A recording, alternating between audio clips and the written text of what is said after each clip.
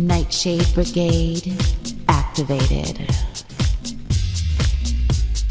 Yes, queen.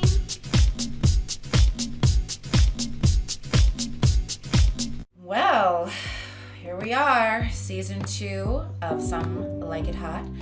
And this time around, we're going to be doing a lot of them on video. And I am very fortunate to be blessed for my very first episode of season 2.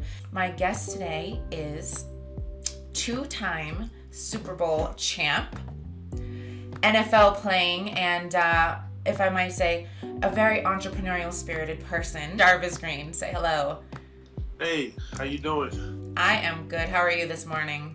I'm doing pretty good. Yeah? Long night. Okay. All right. So first of all, before we get into your career, what's going on in the NFL, everything else, you and I, we met about, I want to say like 11 years ago. Yeah, yeah, something like that. All right. Yeah. And I don't remember exactly how we met. I know we ran in the same circles, charities, stuff like that. But I do know whom we met from. So I would be remiss if I weren't to mention that we did meet through Federal Hill legend, Chris Conti. That's right. That's right. And one of the things that drew me to you was that you were very much into the scene there, the restaurants, food, wine, entertainment, and you seem to be very well versed in all of those things. Are they surprised when they get to meet you? Yes, even today, I see people, I guess younger generation, and everybody's so big on the foodie thing and the wine. Mm-hmm. And I'm like, I did that 10 years ago, but it wasn't a big deal, and it wasn't like the chefs, like the guy in the white coat or the girl in the white coat, they're like masters of the universe now. Right. The chefs, the culinary world. So that's something I always been impressed with in all the wine events that I've done for the foundation. So it's always been a love for me. And tell me a little bit more about your foundation before we get into what's going on in the world. Well, the Jarvis Green Foundation, it kind of been, I guess, I had put it on the shelf for a while. I guess just a lot of things that's been going on, mm-hmm. and just trying to create, stay focused more on my business.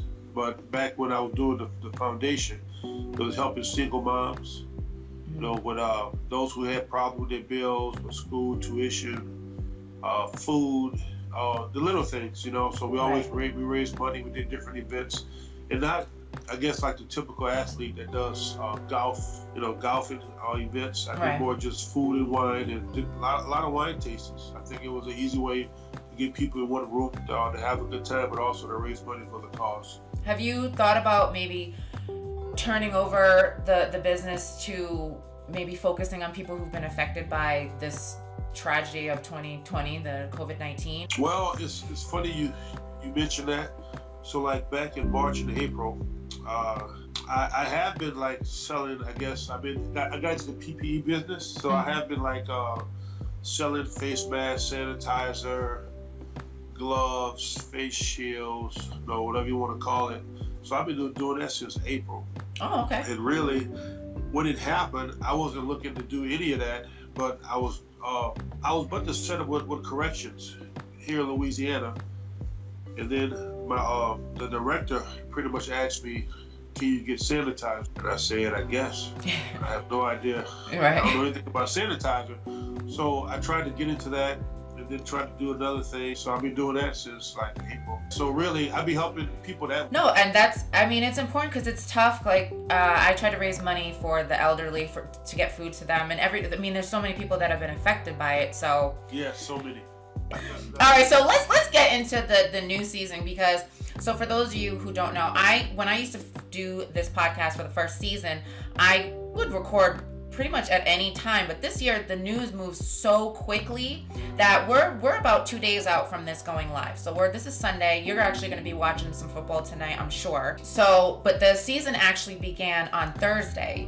Yes. So let me know, give me your opinion from what you saw from just because everything's so different.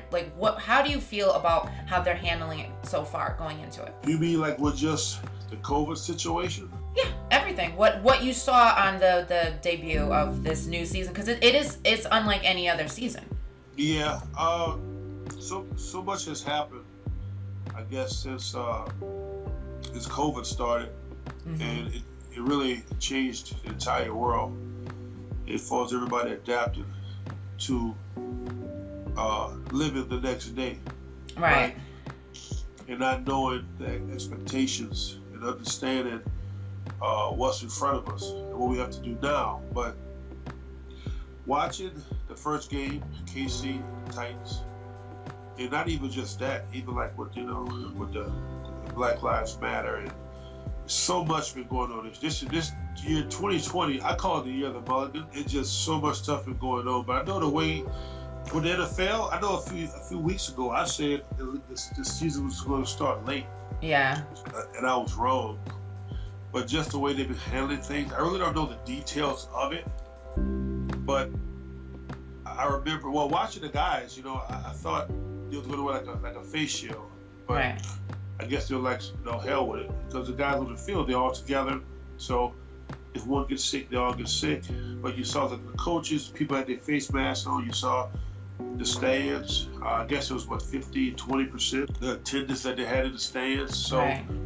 really, I mean, right now it's up in the air. We don't know what's going to happen. I think everybody's kind of waiting to see what happens with if they're going to have any new cases. Well, that's the thing, because Dr. Fauci, he wants people to buckle down, hide in your houses for the whole winter, which is going to be tough for a lot of people who are getting evicted. But the thing is for people who are in the entertainment business, and sports are entertainment, that's almost impossible to do, because then they can't work. Let's stick to the COVID thing for a minute. So, like you just said, they're all together. If one catches it, they're all going to have it. Whether they're asymptomatic or whether they get very sick, they all will be, exposed to it. So I want to know, as someone who has been in that room, in the locker room, on the field, with the players, if you are in this situation and you are facing getting sick and maybe coming home and getting other people sick in your life, what if the players decided that they want to postpone the rest of the season because there's been an outbreak on their team, or they want to, not just wait till 2021? Well, I mean, they got this far with training camp. I mean, they got rid of preseason. Okay. I did mention that. That was a good move. But right now, I mean, they're into the season. So, but the only thing about NFL football, like college, you have a 53, 58 man roster, whatever the new rule is, and you don't have that many people backing up. But like college, you got first string, second string, third string, even a fourth string. You got 100 plus players on one team. I would stop the season. I would continue the season. Will it be tough? Yes, it will be. But I know a lot of rules have changed, even with like with the CTE, the concussions. So practice isn't like it used to be, even like when I played. And I think a lot of older guys can say the same thing. It was even harder for them when they played. I'm 41 years old, so I think right now they're trying to do things, as smart as possible. When they're practicing, I'm not talking about the game. When the game is on, it's full go, full tilt, contact, hitting, all that stuff. But in practice, I think they're trying to really try their best to minimize one-on-one. A lot of the guys with I guess, you're going to sweat. You're going to sweat, you're going to hit, you're going to bleed. So really, playing football, it's really hard to get around any of that. What you're suggesting is they just rotate out the players that are sick to keep the... Well, yes. Okay. Yes. Now, I know they got this 14-day thing, and I really don't know, because I tell you this. I've been feeling like crap. Okay. I came from Boston. My nose been stopped up. I've been having sinus, and I have sinus problems already. Okay. I've been kind of, in a way, not feeling bad. I took a COVID test. I was negative. Right. I think I got COVID. Right. Just from the way you felt, right. So, I have some of the symptoms, but I'm not weak. I'm still eating my food. I'm moving around. I have energy. But see, the guys, they're a physical specimen, right? They're in shape. They're running around. They're eating. They're hydrated. I know most of the guys are taking their vitamins. Right. They do everything possible to keep themselves in shape. So like you say, those guys can be asymptomatic, and if you don't say anything, he's going to infect everybody around him. Right. Well, I think You they're don't know. testing them like every few days or something. And Yeah. you know what? And it's crazy. They test them every single day, right? The thing is, though, you could take a test. I took a test 2 days ago. I could go into a crowded room of people and get infected. Right. Right after I take the test. But like you say, it's the 14-day thing. But those guys can't afford that. Well, I mean, and this is, and we're gonna get back into more about you as well, because it's so different when you were playing and now what they're going through, because they've already been, the last few years has been tough on them, because I feel especially for the black male players in the NFL, that's already been challenging, because people are like, well, what side are you on in the conversation with Black Lives Matter and kneeling and all of that, and then you have to deal with this. So and all they want to do is play, you know? So it sucks because they have to focus on so many other things. So I wanted to go into Black Lives Matter just for a minute. Yeah. So now, you know, everybody knows, you know, the Colin Kaepernick story by now. We know, you know, he hasn't played, and it all started with him kneeling, even though he, you know, asked a military vet and got all of his information, his ducks in a row before he did it. You know, some people still just weren't happy about it. So my first question to you is a two-pronged question. My first question to you is, do you think that they should reinstate Colin Kaepernick? Yes. Anything to add to that? I mean, yeah. I mean, everything he did in the beginning. I mean, all the stuff that's going on now is from what? Him taking that knee for social justice. Right. Now, I don't get into all the details. Right. But what happened to him is not fair at all. Everything that happened leading up to now, like watching the game, you had guys on the knee. Right. You had guys standing up. You had guys with their fists up in there. You had guys clinging together with their arms. You should be there. You know, stuff like, you know, our president talked about it being disrespectful to do different things, and still, we're all Americans. Right. We still have those amendments, and we have those rules that's been set from our forefathers about this country, right, and the way we're supposed to live and move around. But watching them, it was something that needed to be done, and it's just sad that Kaepernick is still out of a job. Yeah. And he's probably better than 40% of the quarterbacks in the NFL right now. Oh, okay. No, that's fine. Listen, that's why I asked, because I'm not going to know these things, and I'm not going to know where someone who has a lot more experience than I do is going to stand on it. So my opinion is, I do think he should have a job, because now that they've turned a leaf, Goodell had what he had to say, everybody had all these things to say now, they're standing with the players. So it's like, okay, well then could you get him back on the field, please? Right. So all right, here comes a question from my mother. She'll love this, because this is tagged along to the Tom Brady thing. Yeah. She feels like he was treated unfairly by the NFL after giving them all the things that you just mentioned. Do you feel like it's unfair that she feels like they wanted to push him out and he wanted to continue, so this is why he ended up where he did? I think that was his decision. You do? I don't think, but see, my thing is that kind of got me like, wow, was that, I thought Tom would have been like that organizational guy, like Dan Marino was in Miami. I mean, he has so much, so many opportunities he's going to have when he's done with football. He could just, pick and choose what he wanted to do. So he's always going to be successful and have successful people around him. But I think he just wanted to start over and just start a new era. I mean, he's 42, 43? Yeah. So I think Tom is going to play another 3 to 4 years at least. Really? I think so, because, I mean, he's not going to go to Tampa for 2 years. I mean, he's got his Thanos ring, so he's good to go, Yeah, and then practice football. I mean, just to practice day to day, it's not what it used to be. Right. It's like, now those guys might get mad at me, but, I mean, I've seen some of the training camps that look like vacation. So, I'm with Jarvis Green, and we are going to talk about Ocean's 9-7. So, tell me, well, first of all, I've already seen it. I know a lot about it. I haven't got a chance to taste it yet. I had to order from Amazon, and there's a lot on there. So one of the things you have is a shrimp pate, which, by the way, anything I can put on a cracker, I love. So tell me, first of all, how you got into this, and then where you're going with it. Well, Ocean's 97 started 2015. I got into the business around 2012. A friend of mine, I said this so many times, he owed him a favor, and he asked me to come help his family sell some shrimp. And I was more like, shrimp? I love to eat shrimp, but I don't know anything about shrimp.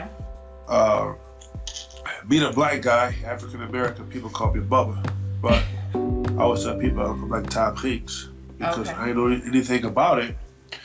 And then just learning the entire business, you know, from everything other than shrimp plant that you can learn, peeling, deveining, freezing, cleaning, storage, even just shrimping on the boat, working on the docks, working in the ice house. I learned all of that. Right. But when I did the pate, my first thing was to go more like high end. That was the first thing, you know. So it took me 5 years to create the product. And only really one company say they'll do it, because when I was going through the process, I didn't want to tell them everything. I didn't want to give them all the you know what I was doing, the details, unless they signed an NDA. Right. Only one company signed an NDA, and that company was a cannery. Right. You know. Did you think that they might steal the recipe? No, they can't. I got a great law firm, trademark lawyers. Oh. When I say they're locked in 54 countries around the world, and this is what they do and all they do, one of their specialties. I locked, you know, my supplier, we both locked in together as far as I can't do anything, they can't do anything. Now, if something was to happen, and it's something, you know, when it comes to money, if we gotta make some changes, we'll make some changes. Let me write that name down so I can get a good lawyer. let me just write that down. I'll get the information from you later. It is time for our Hot 5. We always do this in season 1. So I'm going to ask you a series of 5 questions, and you just give me the honest answer that you want to give. If you want to pass, you can pass. But, you know, so there you go. We'll piss everybody off. No, you're fine. Whatever you wanted to say is what you want to say. All right, so here's something a little more deep. Maybe this might be in the past. Maybe it's in the present. You don't. No, well, hey, we're turning up the heat. This is what we do here. All right, so I always ask this of my... You know, I've had a lot of people on. I've had Grammy winners. I've had authors. I've had a bunch of people. So you're an NFL player. So I'm going to ask, have you had any celebrity hookups? And if you did, could you give us a hint of who and a little bit of taste of what? Yes, but I can't. You can't give us a little taste? Like who? Like maybe, do we know are they a singer, an actress, a model? I can't get the detail. Ooh, it was that hot, huh? Oh. Yes, yeah. Sure, yeah, that's okay. I just wanted to say thank you so much for being here, Jarvis. Thank you. I do appreciate you. Is there anything else you wanted to add before we go? Anything else you want to say? No, it was just nice to talk to you. Thanks for the opportunity to get on your show. And can you tell people where to find you, most importantly, before we go? Yeah, so you can check me out on ocean97.com. So it's OCEAN97.com. And my Facebook, Twitter, Jarvis Green, as well as Oceans 97. And then I have my Instagram is the real Jarvis Green, Oceans 97. I don't do TikTok. I don't do the other stuff. Check me out on Amazon. We have the product there. Yes. 3-pack, 5-pack, 12-pack coming, getting loaded now. So again, thanks for the opportunity. It was great just to catch up with you. No, I really appreciate it. And you guys, I'll have all of the information, if you're looking at it online, somewhere in the links will be there. And thank you so much. I usually end this by saying something sexy, but I do want to just end, for now, leading up to the election, please go out and vote. Please do that. Vote. And I will catch you next time. And until then, keep it hot.